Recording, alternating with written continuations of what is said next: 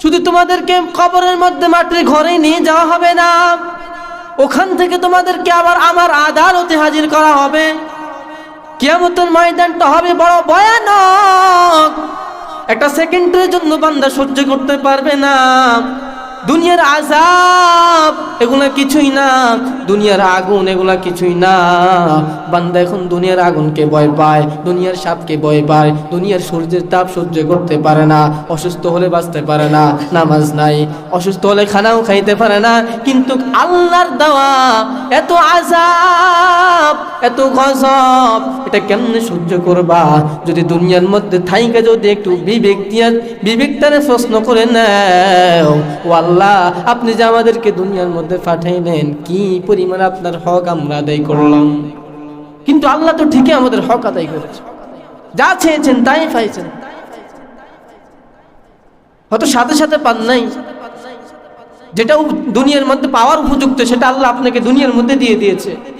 ধন সম্পদ দিয়ে দিয়েছে, টাকা সম্পদ সবকিছু যা চাইছেন দিয়ে দিয়েছে। যেটা আখিরাতের জন্য পাওয়া দরকার সেটা আল্লাহ আখিরাতের জন্য রেখে দিয়েছে। বান্দাকে আল্লাহ এত পরিমাণ মায়া করে, এত পরিমাণ মহাব্বত করে। এই জন্য আল্লাহ বলেন আমল করো, পাশাপাশি আমল করো। আহসানু আমালা বলেছেন, অল্প আমলের কথা বলেছেন, কিন্তু আমলটা যেন ভালো হয়, সুন্দর হয়। কারণ আমল ছাড়া আপনার দুনিয়ার মধ্যে কোনো পুঁজি নাই। যত কিছু করবেন দুনিয়ার জন্য সব বেহুদা, সব অনর্থক, এগুলো সব ধোঁকা, কিছুই না। দুনিয়ার জন্য যা কিছু পাইছেন দুনিয়ার মধ্যে সব ধোঁকা। কারণ আপনি চলে যাবেন, আপনার সাথে কিছুই যাবে না। যত টাকা সম্পদ যত কিছু আছে আপনার, আপনি কিছুই নিয়ে যেতে পারবেন না, শুধু সামান্য সাদা কাপড় নিয়ে যেতে হবে। আপনার আত্মীয় স্বজন যাবে, ফিরে চলে আসবে, খাট যাবে, ফিরে চলে আসবে। যাবে কি একটু আমল, আর আপনি চলে যাবেন। সব থেকে যাবে দুনিয়ার মধ্যে। কার জন্য এত কিছু করেন জমিনের মধ্যে, যেই দুনিয়া আপনাকে রাখবে না? কার জন্য এত কিছু করেন জমিনের মধ্যে, যেই জমিন আপনাকে রাখবে না, তাড়ায় দিবে? সন্তানের জন্য অন্যের সাথে জুলুম করেন, এত কিছু করেন, আপনি যখন মারা যাবেন, কই আপনার সন্তান তো আপনার সাথে যাবে না, ফিরে চলে আসবে। সে আইসা সে শিখে খাবে, শিখে ঠিকই আরামায়েশ করবে, আর আপনার জায়গায় আপনি পড়ে থাকবেন। আফসোস, আমাদের দুনিয়া এত আপন হয়ে গেল, আমাদের আখিরাতের পুঁজি আমাদের অন্তরে নাই, আমাদের ভিতরে নাই। এই জন্য বেশি বেশি আমল করতে হবে, আমাদের আমলের প্রতি আমাদের আগ্রহ থাকতে হবে। এই জন্য আল্লাহ বলেন হায়াতান মউতের মাঝখানে আমি আল্লাহ আমার বান্দাকে পরীক্ষার হলের জন্য পাঠাইছি, পরীক্ষার জন্য। এই পরীক্ষায় যদি কামিয়াব হতে পারেন, এই পরীক্ষার ফলাফল যদি উত্তীর্ণ হতে পারেন, তো আখিরাত আপনার জন্য উপযোগী হবে। আর যদি দুনিয়ার পরীক্ষায় ফেল করেন, আখিরাত আপনার জন্য অনুপযোগী। এই জন্য বেশি বেশি আমাদের আমল করতে হবে, নামাজ পড়তে হবে, বেপরদা চাইরা পর্দায় থাকতে হবে, জুলুম অত্যাচার থেকে ফিরে আসতে হবে, গীবত থেকে ফিরে আসতে হবে, অন্যায় ব্যভিচার থেকে ফিরে আসতে হবে। তো আপনার দুনিয়াও কামিয়াব হবে, আখিরাতও কামিয়াব হবে। এই জন্য আল্লাহর জন্য করেন, যা কিছু করবেন আল্লাহর জন্য। আমি বলেছিলাম না, ইন্নামাল আমালু বিন্নিয়াত, নবীজি বলেছেন তুমি জমিনের মধ্যে যা কিছু করবা নিয়তটা যেন খালেস হয়, আল্লাহর জন্য হয়। কোন দুনিয়ার জন্য যেন নিয়ত না হয়, নিয়ত হবে আল্লাহর জন্য। যা কিছু করবেন আল্লাহর জন্য। আল্লাহ, আমি ঘুমাইছি তাও আপনার জন্য, খানা খাই তাও আল্লাহর জন্য, যা কিছু করবেন আল্লাহর জন্য। কারণ আপনার দুনিয়ার খানা তো এগুলো খানা না, দুনিয়ার ঘুম তো এগুলো ঘুম না। আপনার খানা হবে আখিরাতে, যা চাইবেন তাই পাইবেন, যা চাইবেন তাই পাইবেন।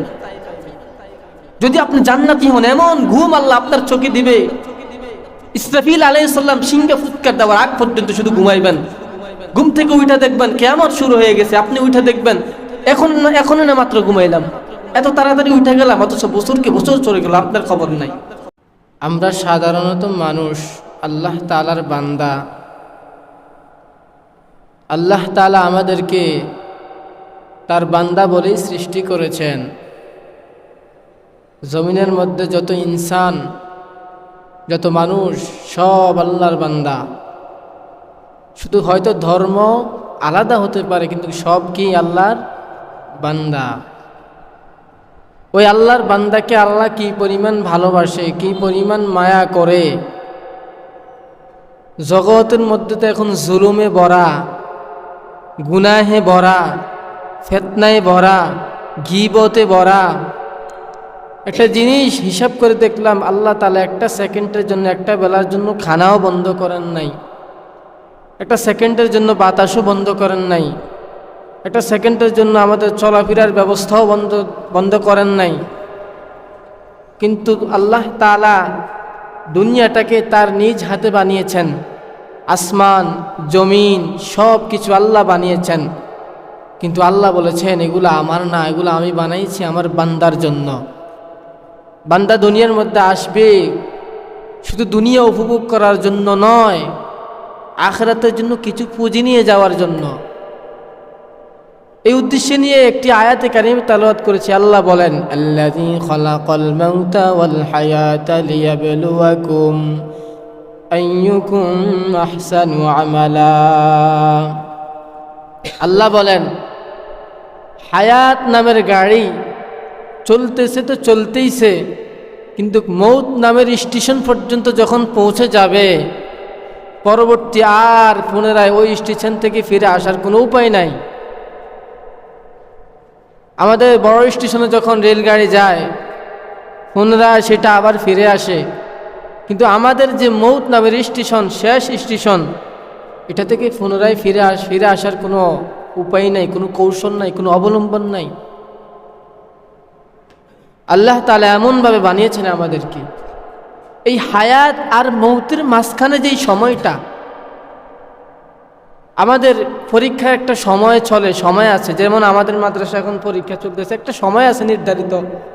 তো আল্লাহ তাআলা যে বান্দাকে পাঠাইছেন হায়াত আর মৌতের মাঝখানে একটা সময় নিয়েই পাঠাইছেন। এই সময়টা হলো পরীক্ষার জায়গা, পরীক্ষার সময়। এটা হলো বান্দার দুনিয়াবি পরীক্ষার হল। এই পরীক্ষার হলে যদি কামিয়াব হতে পারে তো দুনিয়াও সফলতা, আখিরাতেও সফলতা। যদি এই পরীক্ষায় ফল যদি না পায়, পরীক্ষার ফলাফল যদি ভালো না হয়, দুনিয়া তো বেইজ্জতি হতে হবে, আখিরাতেও বেইজ্জতি হতে হবে। দুনিয়ার বেইজ্জতি অল্প কতক্ষণ, কিন্তু আখিরাতের বেইজ্জতি এটা চিরস্থায়ী। এজন্য আমল আর হায়াত, মৌত, এই তিনটা জিনিস আমাদের বিশ্বাস রাখা উচিত। আমল করলে জান্নাত পাওয়া যাবে, আমল না করলে জান্নাতের কিনারাও যাওয়া যাবে না। এজন্য আল্লাহ বলেছেন, আল্লাযী খালাকাল মাউতা ওয়াল হায়াত, আমি বান্দাকে জমিনের মধ্যে পাঠাইছি হায়াত নামের স্টেশন থেকে মৌত নামের স্টেশন পর্যন্ত একটা সময় দিয়ে, তার মাঝখানে আমি আমার বান্দাকে পাঠাইছি আমলের পরীক্ষার জন্য। শেষে দিয়ে আল্লাহ বলেন, আইয়ুকুম আহসানু আমালা। আল্লাহ এখানে পাকতেন আকসারু আমালা বলতেন, কিন্তু আল্লাহ তা না করে আকসারু আমালা বলছেন। আল্লাহ এখানে আকসার না বলে আহসান বলছেন। আহসান মানে সুন্দর, আকসার মানে অধিক। আল্লাহ বলে আমল করো, অল্প আমল করো, কিন্তু আমলটা যেন আহসান হয়, সুন্দর হয়। আকসার বলেন নাই, বেশি আমলের কথা বলেন নাই, আহসান বলেছেন, ভালো আমলের কথা বলেছেন। ওইদিকে নবীজি বলেন, ইন্নামাল আমালু বিন্নিয়াত, বান্দা যা কিছু করবে সব কিছু বান্দা তার নিয়তের উপর নির্ভরশীল করে করবে। আখলিস দীনাকা ইয়াকফিকাল আমালুল কলিল।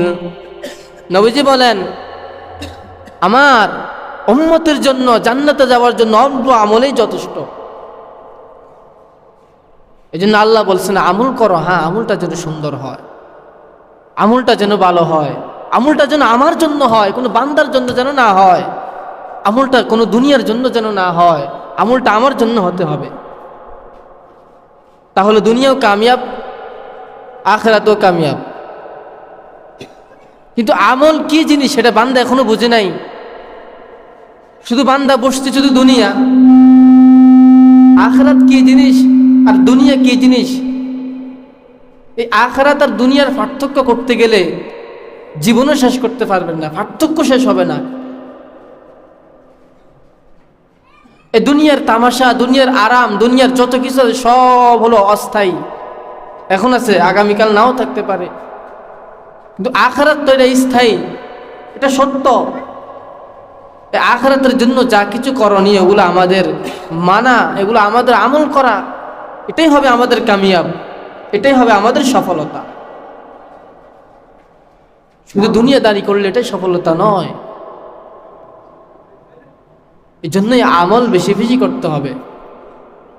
আমল না করলে দিল তাজা হয় না, অন্তর পরিষ্কার হয় না। কারণ সকাল থেকে সন্ধ্যা পর্যন্ত বান্দা কি পরিমাণ গুনাহ করে, গুনাহ করতে করতে করতে করতে ভিতরে কলিজাটা নাপাক বানায় ফেলে, কালো বানায় ফেলে। আল্লাহ যখন মায়ের গর্ভ থেকে যখন একটা সন্তান আসে, তখন ওই সন্তানটা কি পরিমাণ পরিচ্ছন্ন পরিষ্কার থাকে, নিষ্পাপ থাকে, তার অন্তরে, কলবে, তার মগজে, তার মেধায় কোনো গুনাহ নাই।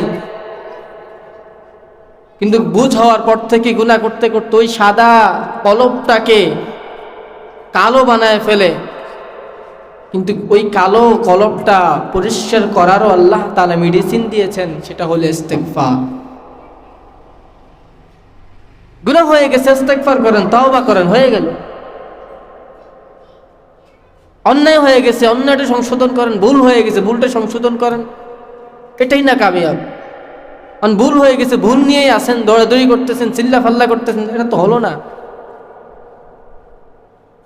এই জন্য দুনিয়ার জন্য যা করেন তার থেকেও বেশি করতে হবে আখিরাতের জন্য। কারণ দুনিয়া যত কিছুই করে যাবেন, যত কিছুই আপনি আপনার সন্তানের জন্য, আপনার স্ত্রীর জন্য, মানুষকে দেখাবার জন্য, মানুষ আপনাকে বড় বলবে, মানুষ আপনাকে বড় জ্ঞানী বলবে, বুদ্ধিমতী বলবে, টাকাওয়ালা বলবে, এই জন্য যদি আপনি দুনিয়ার পিছনে পড়ে থাকেন, তো আখিরাতের জন্য তো কিছুই হলো না। আর দুনিয়ার মধ্যে যেহেতু আল্লাহ ফাটেছে, হ্যাঁ দুনিয়ার কিছু হাওয়া বাতাস উপভোগ করেন, কিন্তু এমন ভাবে না যে দুনিয়া দুনিয়া করতে করতে আখিরাত ভুলে গেলেন। সারাদিন কাজ কর্ম করে রাতে ঘুমায়, ফজরের আজান হইতেছে, ঘুম থেকে ওঠে না, বলে ক্লান্ত শরীর, অনেক কাজকর্ম করেছি, কাজ এত প্রিয় হয়ে গেছে আমাদের কাছে, এত আপন হয়ে গেল। আজান হইতেছে, কানে শোনার পরেও মসজিদে আসে না। আজান হইতেছে, কানে শোনার পরেও বান্দা মসজিদে আসে না। এটা এক প্রকার আল্লাহর সাথে বেইনসাফি করা। আল্লাহ তো আমাকে আপনাকে বেইনসাফি করে বানান নাই। আল্লাহ তো আমাকে আমার মধ্যে আপনার মধ্যে কোনো কিছু কমতি দেন নাই। আল্লাহ তো সামান্য আমল চেয়েছেন, এটা কেন হয় না? সামান্য আমল, এটা আমাদের কেন হয় না? এই জন্য আখিরাতের পুঁজি এটা অবলম্বন করতে হবে, এটা আমাদের মাথায় ঢুকাতে হবে যে আখিরাত, আমাদের একটা আখিরাত আছে, আমাদের মরণ আছে, মরতে হবে, আমাদের কবরে যাইতে হবে আমাদের। দুনিয়ার এত লোভ কিসের আমাদের? এজন্য আমরা এগুলা থেকে সচেতন থাকা চাই, বেশি বেশি আমল করা চাই। আমলের মাধ্যমে দিল তাজা হয়, অন্তর তাজা হয়, কলব পরিষ্কার হয়, ময়লা পরিষ্কার হয়, সংসারে অশান্তি আসে না, বরং শান্তি আসে। কেমনে শান্তি আসবে? সারাক্ষণ গুনাহ গুনাহ গুনাহ, মোবাইল টিপতে টিপতে রাতকে রাত চলে যায়, নামাজ নাই। অথচ নবীজি বলেছেন, যে ব্যক্তি এশার নামাজ পড়ে ঘুমায়, আর ঘুম থেকে উঠা যে ব্যক্তি ফজরের নামাজ আদায় করে, এই ঘুমাইয়ে ঘুমাইয়ে যে সময়টুকু কাটাইলো, ওই সময়টুকু আল্লাহ তাআলা তার আমলনামা লিপিবদ্ধ করা হবে। আজ আমাদের হালাত কি? আজ আমাদের অবস্থা কি? আমরা কোন পর্যায়ে আছি? কার প্রশংসা করা দরকার? আমরা কার প্রশংসা করি? কাকে মানা দরকার আর আমরা কাকে মানি? এগুলো আমাদের হিসাব করে চলতে হবে। আল্লাহ আমাদেরকে আমল করার তৌফিক দান করুন। আল্লাযী খালাকাল মাউতা ওয়াল হায়াতা লিয়াবলুয়াকুম আইয়ুকুম আহসানু আমালা ওয়া হুয়াল আজিজুল গফুর। আল্লাহ বলে, আমি আমার বান্দাকে সৃষ্টি করলাম। কি দিয়ে সৃষ্টি করলাম? আমি আমার বান্দাকে এত সুন্দর করে মায়া দিয়ে, এত সুন্দর করে চেহারা দিয়ে, এত সুন্দর করে হাত দিয়ে, পাও দিয়ে সৃষ্টি করলাম। আমার বান্দার মধ্যে আমি আল্লাহ কিছুর কমতি দেই নাই। এত কিছু দেওয়ার পরেও কেন বান্দা আমাকে মানে না, আমাকে স্মরণ করে না, আমাকে তালাশ করে না? সব কিছু আমি আল্লাহ আমার বান্দার জন্য লিপিবদ্ধ করে রাখলাম। এই দুনিয়াটা কিছুই না। রাতের বেলা যখন ঘুমায় তখন ভয় লাগে, ঘুমের মধ্যেই তো কত মানুষ মরিয়া গেল। হায়রা, আমি যখন মরিয়া যাই, আপনি যদি মরিয়া যায়, আমাদের কবরের হালাত কেমন হবে, কি উপায় হবে আমাদের? এই ধ্যানটুকু আমাদের মনের ভিতরে নাই। আমাদের মনের ভিতরে, আমাদের অন্তরের ভিতরে আছে শুধু দুনিয়া, টাকা পয়সা, ধন দৌলত। আল্লাহ বলেন, দুনিয়ার মধ্যে যখন আমি আমার বান্দাকে পাঠাইলাম, বিন্দু থেকে বিন্দু কোনো রোগ দিয়ে পাঠাই নাই, ভিতরে একটু পরিমাণ ময়লাও দেই নাই। আমি আল্লাহ এত সুন্দর পরিচ্ছন্ন করে পাঠাইলাম, ইমানের আলো দিয়ে পাঠাইলাম। কপাল বড় খারাপ, বান্দারা নিজেই গুনাহ করে, নিজেরা অপরাধ করে, অন্যায় করে, ভিতরে দাগ ফালায় দেয়, কলবের মধ্যে ময়লা লাগায় দেয়। এজন্য আল্লাহ বলেন, মিনহা খলাকনাকুম, মাটির মানুষ মাটির মতো নরম হইয়া চলো। গরম ভাব দেখায় না, গরম ভাব দেখায় জমিনের মধ্যে কেউ টিকতে পারে না, আমিও টিকতে পারবো না, আপনিও টিকতে পারবেন না। আল্লাহ আমাদেরকে মাটি দিয়ে সৃষ্টি করেছেন, পুনরায় আবার আল্লাহ তাআলা ওই মাটিতে আমাদেরকে নিয়ে যাবেন। মিনহা খলাকনাকুম, আল্লাহ বলে আমি তোমাদেরকে মাটি থেকেই সৃষ্টি করেছি। ওয়াফিহা নুঈদুকুম, কিসের অহংকার, কিসের এত বাহাদুরি, কিসের এত বড়ত্ব? আমি আল্লাহ তোমাদেরকে আমার মাটি দিয়েই সৃষ্টি করেছি। সাবধান, অহংকার দেখাও না, বাহাদুরি দেখাও না, কেননা পুনরায় আবার তোমাদেরকে আমার মাটি গড়েই নিয়ে যাওয়া হবে। শুধু তাই না, আল্লাহ বলে ওয়ামিনহা নুখরিজুকুম তারাতান নুখরা। শুধু তাই না, শুধু তোমাদেরকে কবরের মধ্যে মাটির ঘরে নিয়ে যাওয়া হবে না, ওখান থেকে তোমাদেরকে আবার আমার আদালতে হাজির করা হবে। কিয়ামতের ময়দানটা হবে বড় ভয়ানক, একটা সেকেন্ডের জন্য বান্দা সহ্য করতে পারবে না। দুনিয়ার আযাব এগুলা কিছুই না, দুনিয়ার আগুন এগুলা কিছুই না। বান্দা এখন দুনিয়ার আগুনকে ভয় পায়, দুনিয়ার সাপকে ভয় পায়, দুনিয়ার সূর্যের তাপ সহ্য করতে পারে না, অসুস্থ হলে বাঁচতে পারে না, নামাজ নাই, অসুস্থ হলে খানাও খাইতে পারে না। কিন্তু আল্লাহর দেওয়া এত আযাব, এত গজব, এটা কেমনে সহ্য করবা? যদি দুনিয়ার মধ্যে থাইকা যদি একটু বিবেকটারে প্রশ্ন করে নাও, ও আল্লাহ, আপনি যে আমাদেরকে দুনিয়ার মধ্যে পাঠাইলেন, কি পরিমাণ আপনার হক আমরা আদায় করলাম। কিন্তু আল্লাহ তো ঠিকই আমাদের হক আদায় করেছে, যা চেয়েছেন তাই পাইছেন।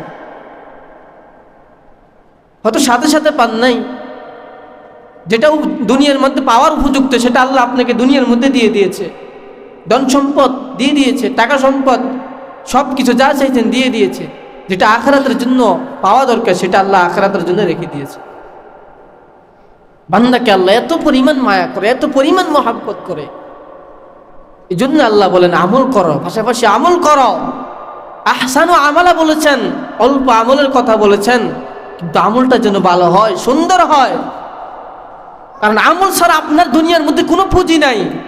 যত কিছু করবেন দুনিয়ার জন্য সব বেহুদা, সব অনর্থক, এগুলো সব ধোঁকা, কিছুই না।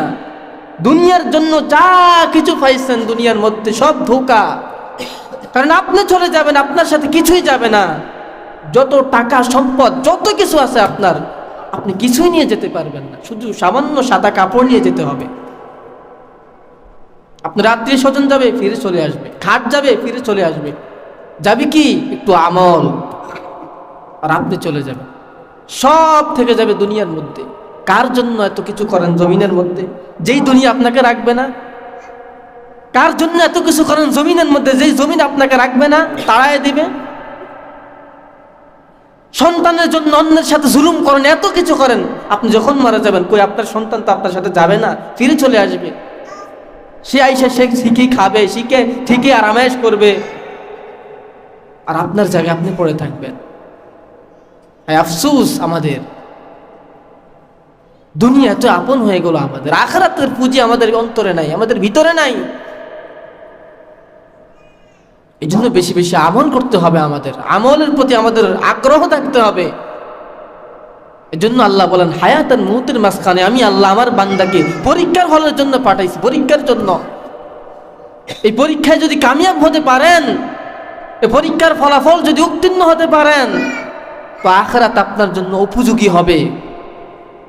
আর যদি দুনিয়ার পরীক্ষায় ফেল করেন, আখিরাত আপনার জন্য অনুপযোগী। এই জন্য বেশি বেশি আমাদের আমল করতে হবে, নামাজ পড়তে হবে, বেপরদা চাইরা পর্দায় থাকতে হবে, জুলুম অত্যাচার থেকে ফিরে আসতে হবে, গীবত থেকে ফিরে আসতে হবে, অন্যায় ব্যভিচার থেকে ফিরে আসতে হবে। তো আপনার দুনিয়াও কামিয়াব হবে, আখিরাতেও কামিয়াব হবে। এই জন্য আল্লাহর জন্য করেন, যা কিছু করবেন আল্লাহর জন্য। আমি বলেছিলাম না, ইন্নামাল আমালু বিন্নিয়াত, নবীজি বলেছেন তুমি জমিনের মধ্যে যা কিছু করবা নিয়তটা যেন খালেস হয়, আল্লাহর জন্য হয়, কোনো দুনিয়ার জন্য যেন নিয়ত না হয়। নিয়ত হবে আল্লাহর জন্য, যা কিছু করবেন আল্লাহর জন্য। আল্লাহ আমি ঘুমাইছি তাও আপনার জন্য, খানা খাই তাও আল্লাহর জন্য, যা কিছু করবেন আল্লাহর জন্য। কারণ আপনার দুনিয়ার খানা তো এগুলো খানা না, দুনিয়ার ঘুম তো এগুলো ঘুম না। আপনার খানা হবে আখিরাতে, যা চাইবেন তাই পাইবেন, যা চাইবেন তাই পাইবেন। যদি আপনি জান্নাতি হন, এমন ঘুম আল্লাহ আপনার চোখে দিবে, ইসরাফিল আলাইহিস সালাম সিংহে ফুৎকার দেওয়ার আগ পর্যন্ত শুধু ঘুমাইবেন। ঘুম থেকে উঠা দেখবেন কিয়ামত শুরু হয়ে গেছে, আপনি উঠা দেখবেন এখন না মাত্র ঘুমাইলাম, এত তাড়াতাড়ি উঠে গেলাম, অথচ বছরকে বছর চলে গেল, আপনার খবর নাই। এই জন্য দুনিয়ার জন্য সব বাদ দেন, আখিরাতের জন্য কিছু করেন। এটাই হবে আপনার কামিয়াব, এটাই হবে আপনার সফলতা। দুনিয়ার সফলতা নয়। এজন্য যা কিছু বললাম আল্লাহ তাআলা আমাকে সহ আপনাদেরকে এই বিষয়গুলোর উপর আমল করার তৌফিক দান করেন। আমরা যারা সুন্নাত পড়ি না সকলে সুন্নাত আদায় করি।